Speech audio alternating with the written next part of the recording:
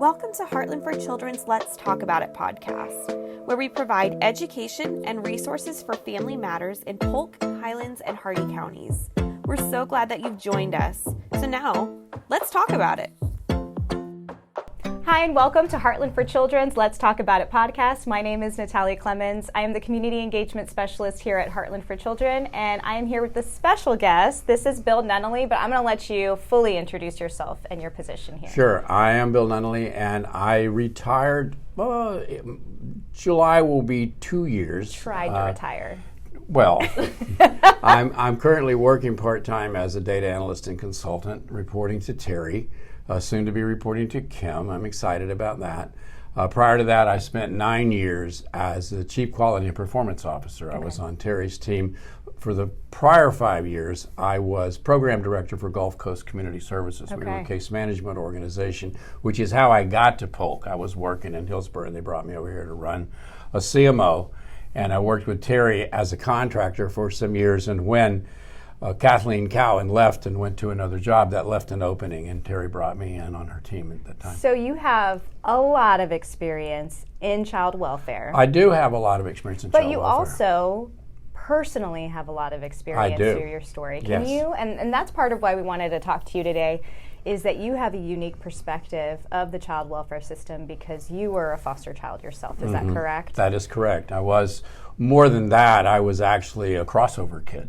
So what does that mean? That means when I came in as a dependent child, back in the day of Health and Rehabilitative Services, HRS, which was before the Department of Children and Families. So this was back in the 60s when I entered the system as a dependent child. So a dependent child meant that you just didn't have anybody to take care of you because my father had turned me over to the system. But I soon became a delinquent child, which they give you a different label because once I started going into detention centers, they kept all the kids in the same places then. It wasn't where they separated the dependent children from the delinquent kids. They just put us all in one place. And once you got into, I was in a place called Lake Magdalene, which was over in Tampa, and that's where they kept all the dependent and delinquent kids. So we mixed together, and I learned some really cool stuff from those delinquent kids and soon joined them. Some really cool stuff. Yes, how to steal cars, and how to break into places. That's what they did. And so, you follow them. And it was your survival. It was my survival. I got into that and then eventually graduated my way up through the system and ended up at about 15 in a halfway house up in Fernandina Beach. And then I ran away from there enough times they sent me to the Arthur G. Dozier School for Boys, which there were two state schools, they called them. And one was in Marianna where I was at, and the other was in Okeechobee. Those have since been closed down. That was a lot of bad stuff went on there. USF has gone up there and exhumed bodies from hidden graveyards and things like that. So it was a rough experience. And then from there, once I got 17, and in those days, 17 was an adult. And so you couldn't be in a child's or a juvenile program anymore. So they basically just waved by and said, there you go, you're out. We'll go out that gate right there. And that was it. So you have, in your life story, you have the experience of it all. Of really, I would say, as I'm hearing you, that you didn't really feel that support that you needed as a child. No. This is the story, and this is a story we hear of a lot of people who talk about the child welfare system. Through your experience, it's always fascinating to me, the people that experience that trauma and then on the other end come back to serve that system. Can you talk to me a little bit about, why you did that and how you've really dedicated your life to it? Sure. Originally, understand that at 17 when I came out of Dozier, I had no high school diploma. I never had a job. I had no job training. I had no job experience, and I was nobody.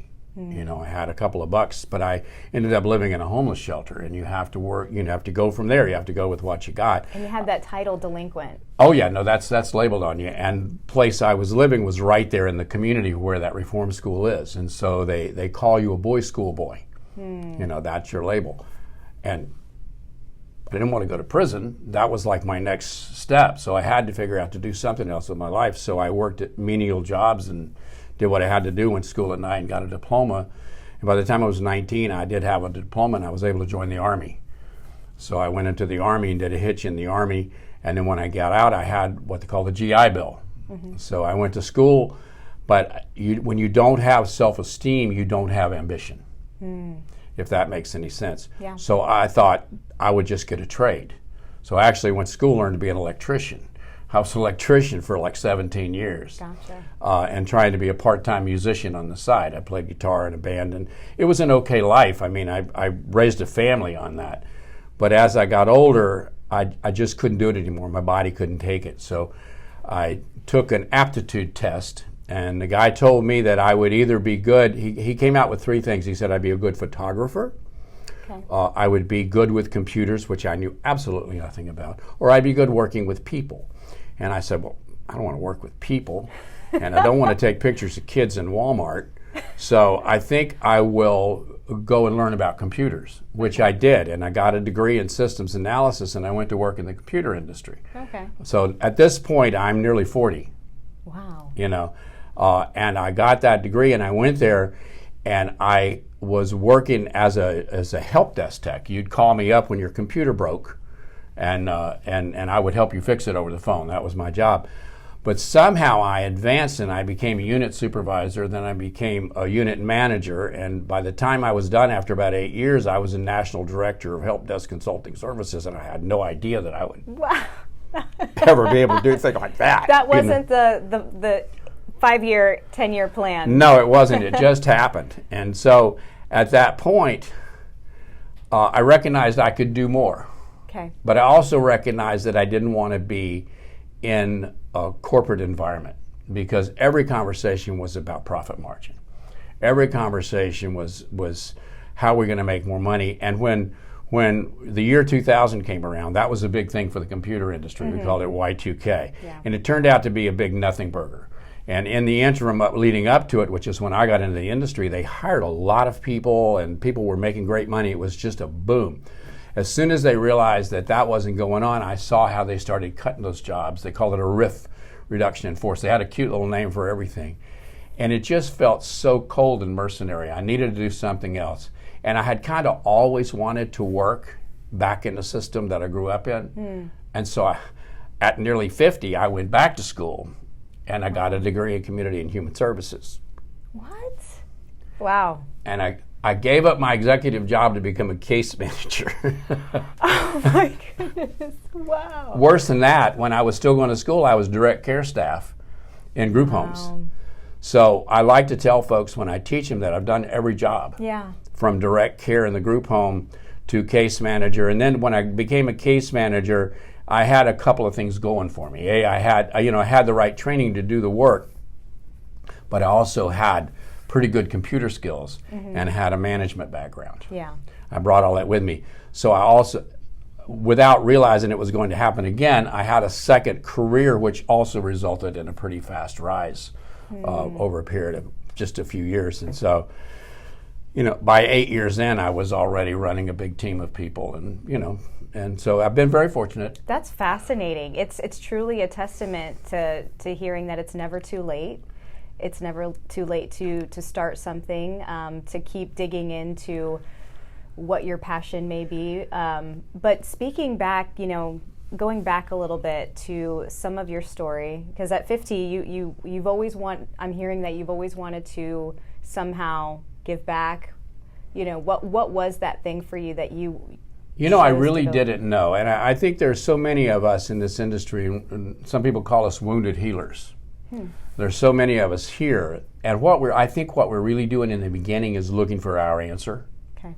Does that make any sense? You're searching for something, and what happens is when you get into it, for me, this is my story. In the beginning, the trauma triggers were just almost too much, because I would meet families and things, and it was my story being replayed in front of me with these kids, what really helped me was to understand what the trauma I experienced as a child had done to me and how it had affected the decisions I made in my life. And for example, going to trade school, I could have just as easily gone to college at 22 on the GI Bill, but I didn't because I didn't think I was good enough. You know, and it's all that hanging on. Once I realized that, and I could start to kind of forgive myself for a lot of the things I'd done. And I tell you, once you forgive yourself, forgiving everybody else is easy. You know, I researched my mother's background, and I realized some of the trauma that had happened to her in her childhood. I was able to find that I actually interviewed like my cousins and my, people like that. Same with my dad. And I recognized them as also people who had suffered trauma and therefore really never came to grips with that and just weren't able to raise a child. So I started seeing the people I work with differently and with more empathy and understanding about that kids got a story, but so does mom, and oftentimes so does grandma, and right on up the chain. It's this multi-generational transmission of this trauma that comes down.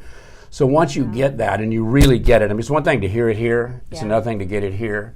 Once you get it here, it changes your perspective, not just on the folks you work with, but it changes your perspective on you.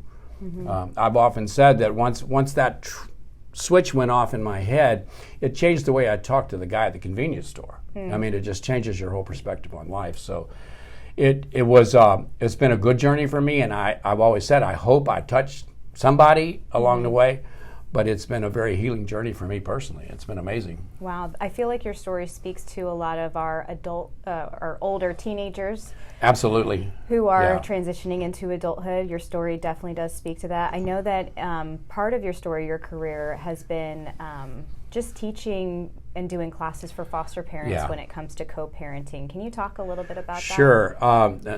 This teaches never to raise your hand. I was in a big meeting with Terry and a bunch of other folks, and I'd seen some stuff on co-parenting, and I just thought, well, that's just a really great idea. We need to be encouraging that, because so many of our foster parents were just completely against. Yeah, and what is co-parenting? Co-parenting is where, it's okay. Where the foster parents and the birth parents work together for the good of the child, whatever that is. But it has them working as a team rather than adversaries. And so I'd read about it, and I thought it was a great idea. And so we were brainstorming in this meeting, and I said, well, I think we should encourage more co-parenting. And everybody went, yeah. And Terry said, well, you're the man then. Figure it out. So I started digging into it, and I read some books, and I did some other research, and I kind of figured out how to approach it. She wanted me to teach it, which in the corporate industry, I had taught a few technical classes, but I never really taught anybody. So I wound up, my first presentation was at the summit, at the dependency summit, where everybody's gathered, in a room full of foster parents coming to learn about this. And as soon as I started, and I started talking about you guys working with birth parents and that sort of thing, I thought they were going to run me out of there on a rail. They were really getting angry about me even suggesting that they do that.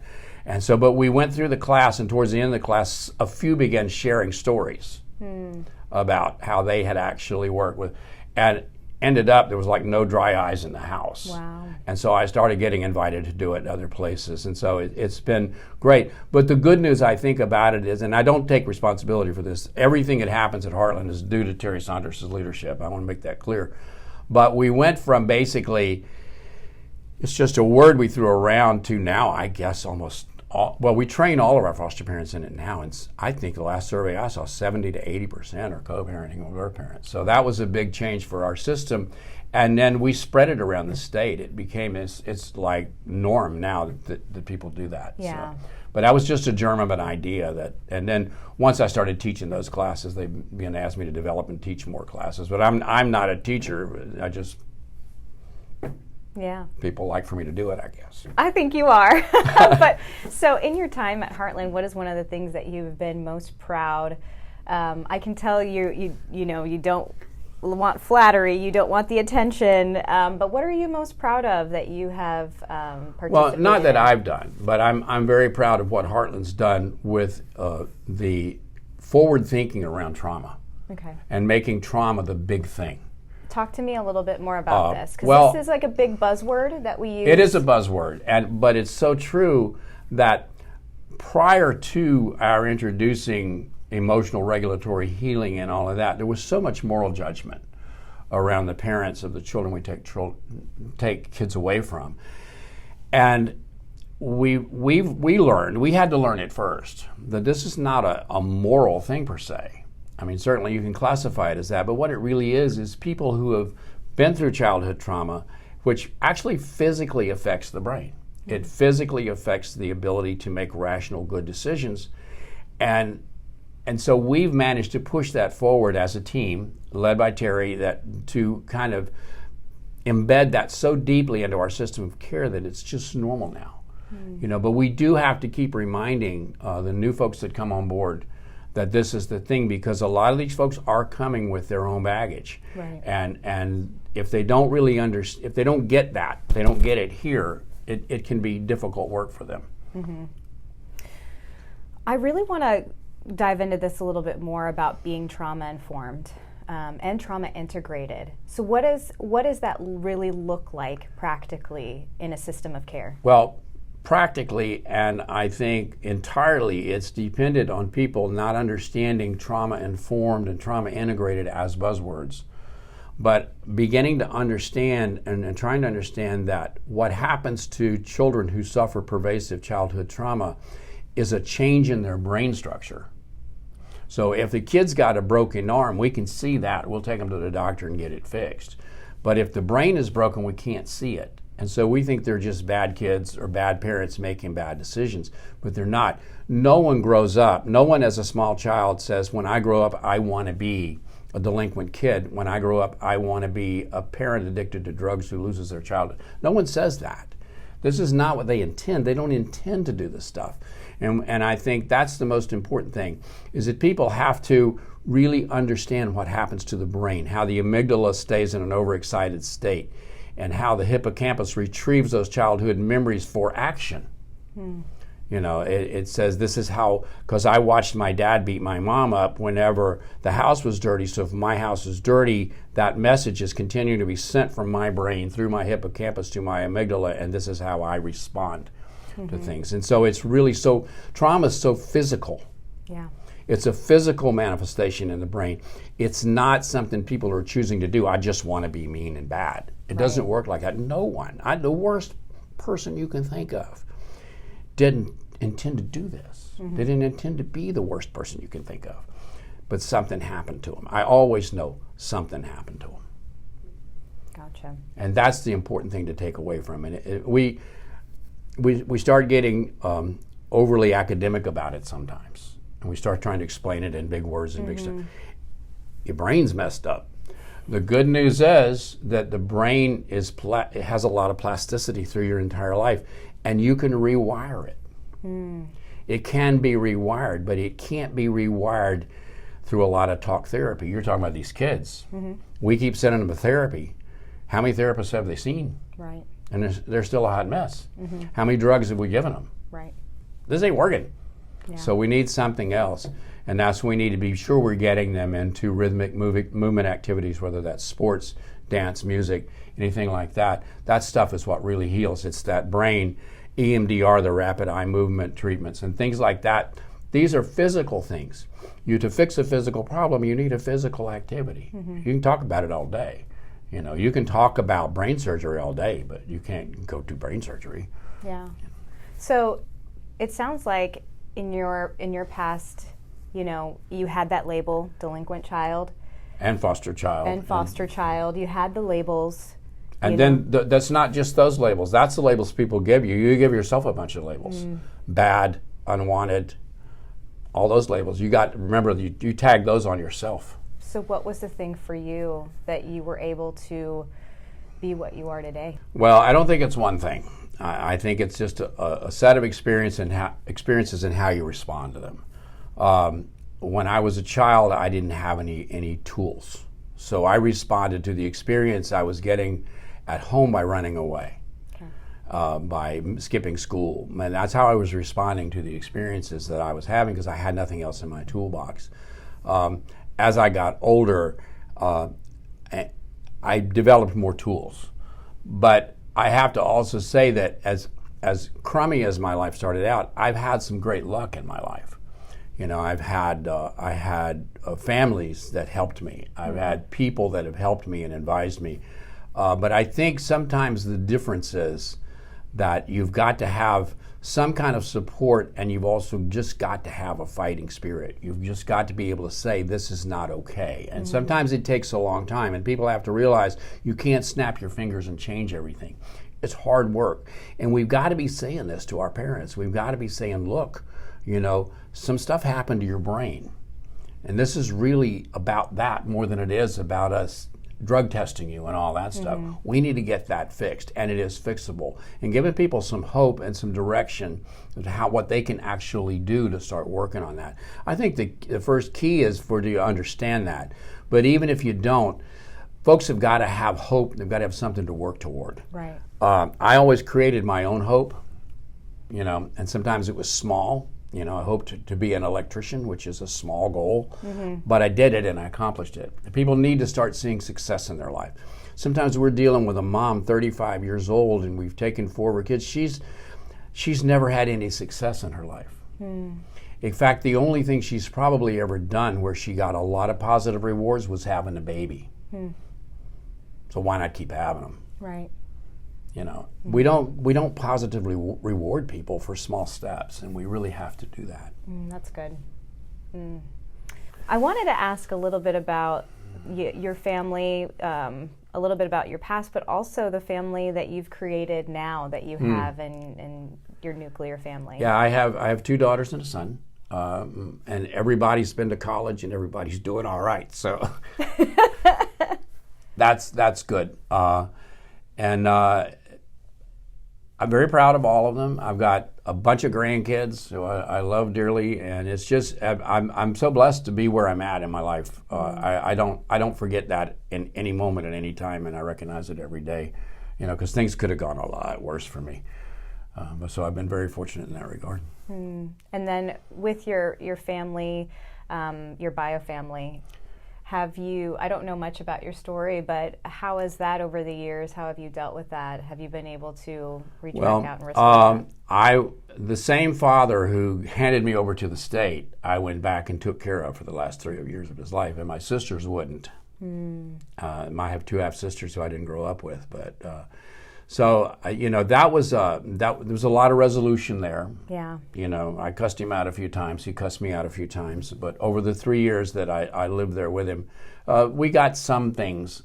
It was just he was very old school, and he just couldn't. There's some things he couldn't say. Okay. Even though I could tell he knew. My mother, I never really knew. I lost her to alcohol, and I mean that because she disappeared. I later learned that she died when I was 19 from alcohol poisoning, but I didn't even know that. I didn't find that out till I was 50. Wow. She had another son who's 13 years older than me, who I never knew, and I found at 52. So he was in a lot was happening in your 50s. Yes. A lot of life changes, a lot of reconnections. Yeah. Wow. And both my parents had heavy trauma in their childhood. And that's stuff that happened back in the 20s, and so there was no recognition of any of this. Kids just were supposed to do all right anyway, no matter what, So you have a lot of just experience with the system of care. What would you say are some of the best things that how methodology has changed, and what are some ways we still need to work? Well, it's very, very different. When I was a kid, there was no IL, there was no recognition that kids needed help. IL meaning independent living. There was none of that, no assistance. Back in those days, what kids needed in the eyes of the system was punishment for their crimes. And that was it. And then you've done your time, you're out of here. What's changed now is that we're thinking about families, and we're thinking about earlier interventions, and we're recognizing that people can be helped, and we're trying to help people. I don't know that we're nowhere near where we need to be, because otherwise, when we get where we need to be, we'll all be out of a job. But that's my hope. Yeah, probably never going to happen. But we see families so differently now, and we see children so differently now. It's simple things like we keep track of their medical and dental care. They didn't do that back then. They didn't care. I didn't see a dentist for years when I was in the system. Gotcha. And so we really have moved towards the family as the unit we need to be working on, but we need to keep moving that way. Okay. We just need to keep moving that way and understand that everybody out there can be better. But we have to be willing to do the work. And we have to be willing to be honest with people. I mean, we're so good about writing a referral. Here, Mom, go take a drug test. Here, Mom, go see a therapist. And, you know, Mom's taken 1,000 drug tests, and Mom has seen 50 therapists in her life, probably since she was a kid, and was taken away from her parents. And so we have to recognize that for all of our expertise and all of our DSM stuff that we know, the Diagnostic and Statistical Manual that tells us how to put everybody in a box, for all of that, it's actually pretty useless if we're not emotionally connecting with families and trying to really genuinely help them. And families can tell the difference. Absolutely. One of the reasons I had such success as a case manager is because people would talk to me, because I spoke their language, and I didn't have to tell them my story. For a long time, I was afraid to tell anybody my story. But they knew that I knew somehow. They could sense that. Yeah. So through your time and experience, what are some success stories? What are the stories that stick out to you that you'll never forget of people finding that hope and changing? I tell you what, it's the little things. I had a young man when I was a case manager, a young man on my caseload. I think he was like 13 at the time. And he was in a group home, not a group home, but a large foster home, which had like 10 kids in it. And I would go see him, and I liked him. He was just a good kid, and I would take him to doctor's appointments and that sort of thing. But he was flunking out of school. And so the foster parent was, do that schoolwork. So we were riding to a therapy appointment, and he said, I think I left my fishing pole at my other foster mom's house before they put me here. You think you could find it? I said, I'll try. So I looked, and I realized that home had been closed down, and nobody knew where these people were. So I said, okay. So next time I saw Josh, I said, look, here's the deal. You pick those grades up, buddy, and I'll take you fishing. So I had to go, at that time, I had to go through 14 chains of commands to get permission to take this kid fishing. Wow. But I did that, and he got a better report card, so I took him fishing. And he ended up almost being like part of my family. When my daughters and I would go fishing, we'd take Josh along. And Josh went on, I found a relative for him up, I think it was in Missouri, but he went on to finish high school. He wanted to play football. He played football in high school, and he went on and played at a junior college, and he still, once in a while, I get a note from Josh. So it was a stupid fishing pole. And that's it. That's all it took. Yeah. Somebody told me once, you never know who you touch. Yeah. It's a word, it's a thing you do, and in the course of a day that to you don't even remember. So I had a family, a mom and a dad, and 3 kids, and it was a methamphetamine drug case, and both were heavily addicted in that. And we were at the point that we were going to consider asking the court to terminate their parental rights. Dad's sister had the kids, and she was willing to adopt. I always made a practice, if I could, when I was going to terminate, or we were thinking about filing for termination, to try to get the parents in to have a personal conversation with them and say, look, this is real. They're going to permanently take your children away, and you will not be their parents anymore if you don't do something. So I brought those guys in, and I had the conversation, and the mom looked at me and said, well, what do we need to do? I said, you need to go check yourself in a treatment program. And both of them went that day and did, and got out and got their kids. And after I came to Heartland, she stayed in touch with me every year. We helped them with Christmas a couple of times when they were struggling. And I always heard from her. She emailed me, and when I retired, she emailed me to thank me about it. So it's just little stuff like that. Those things keep you going. Yeah. And I'm sure there's more people that we've helped on some level, but they come and go, Do you have, because I know you've worked with foster parents a lot, so what are some of those success stories that you've heard with them? Well, I had some folks that were fostering a little girl. This is a strange story, so you may cut this out, I don't know. That I had trained, and they were fostering a little girl that they wanted to adopt. And so they were older folks, they were in their 60s at the time, And so my adoption specialist was saying, they're, they're just too old to adopt. And so they called me and said, can you just come over and talk to us? So I went over there, and these folks were from the islands, and they had, I don't know, like 6 or 7 adult children. And they were all at the house. And one of them was over in the corner, this little girl brushing her hair. You could see this little girl belonged to this family. But the man came up to me when I walked in the door, and he said, I dream saw you. And I said, what does that mean?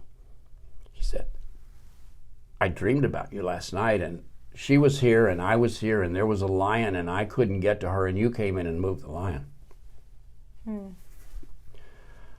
And I looked at this family, and I saw how they were taking care of this little girl, and I thought, man, this is where she belongs.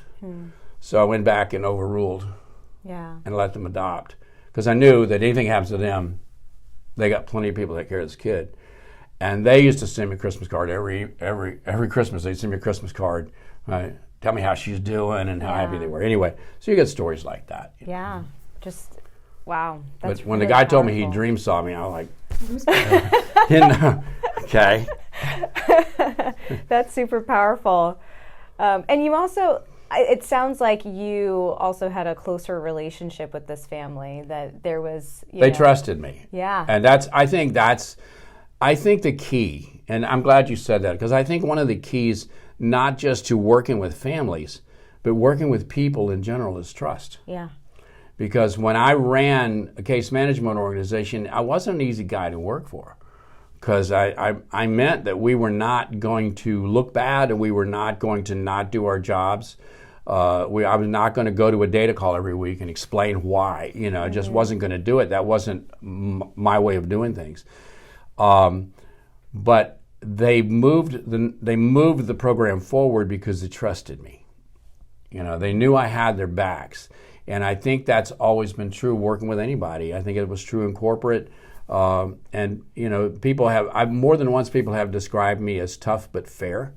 I'll take that.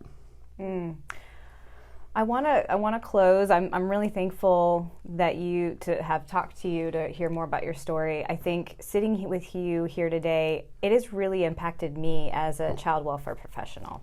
In our circuit and outside of our circuit in the state of Florida, we do this job, and like you're saying, we come into it with our own wounds, but with the hope and desire to help people. Because obviously we're not doing it just for money.